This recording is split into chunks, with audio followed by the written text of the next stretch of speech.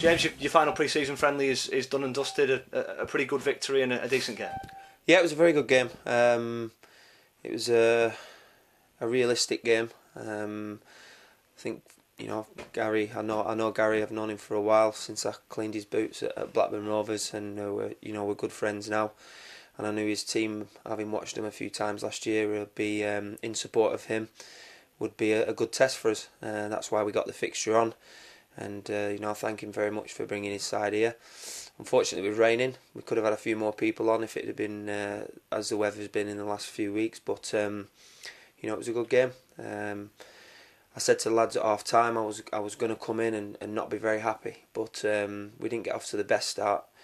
That's because Chorley wanted it a little bit more than us, and they had more desire to get to the ball first. But the lads implemented things that we'd learnt last year with regards to game management, and they managed to turn that around. And at half time, or probably about 10 minutes before half time, they started getting on top in the game. And so I mentioned to them at half time that's what saved them me shouting. Probably the very few times that they've heard me shout, they were going to probably get a raised word or two. But we're nearing the beginning of the season now, and this is the business end of it, and I'll never fault them for their efforts, which is I'll never do that. But they didn't get off to the best start, which was not like what we've been doing in recent weeks, and they sort of took it on board. And then in the second half we played some great stuff. Not that we didn't in the first, but in the second half we really got a foothold in the game and started to impose ourselves. The only thing that I said to them at the end is we don't change what we do. Doesn't matter what score it is, whether it be 0-0, 1-0 down, 1-0 up, 2-0 up, doesn't matter.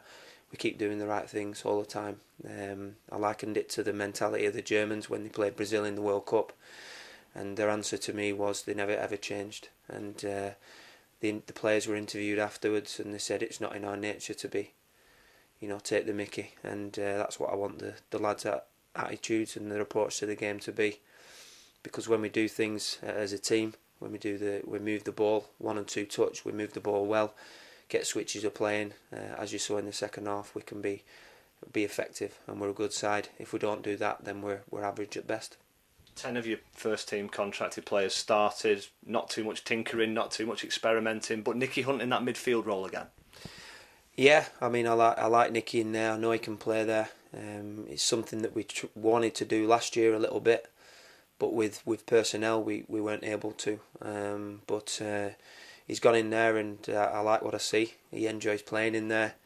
But we've got good players, very good players.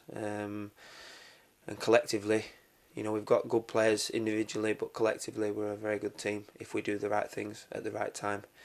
And they're a great set of lads. And I said to him again tonight, the reason I took this job probably 14, 15 months ago was because of them. And that hasn't changed in that time. And we'll try and keep pushing on together, going forward and improving every aspect of the game. And another game, another goalkeeper. Yeah, Luke's come in and done very well. We was trying to sort something out with Ian, which didn't come off, unfortunately. But Luke's come in and done quite well, and a few shaky moments. But I've said to the lads that have been training with us, it's a situation where I'm not going to make any rash decisions on players. I'll give them ample opportunity to make an impression. Any player that does come in is going to have to make us better. Now, in recent years, that maybe not have been the case, but I think to be fair to us and to be fair to them lads in there, that times have changed here. And as I say, there's some good players in that dressing room who will get better with the training and the environment that they're working in.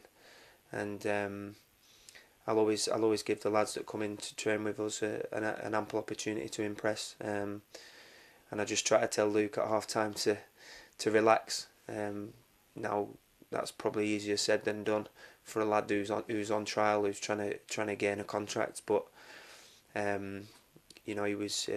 I've seen him in a couple of games now, so it wasn't his first appearance for us.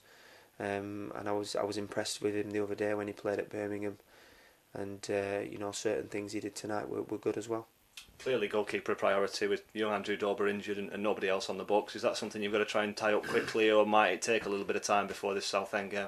That's a good assumption, Dan. Very astute of you. Yeah, I mean, I'm looking all the time. As I said, I don't know the situation as yet with Ian, but we'll be looking into adding between now and the end of the closing of the window at the end of August. I'll be looking to add 3, 4, maybe 5 players. But as I say, they'll all have to be of the right character, and they'll all have to improve us in some way. And obviously Brett's still around.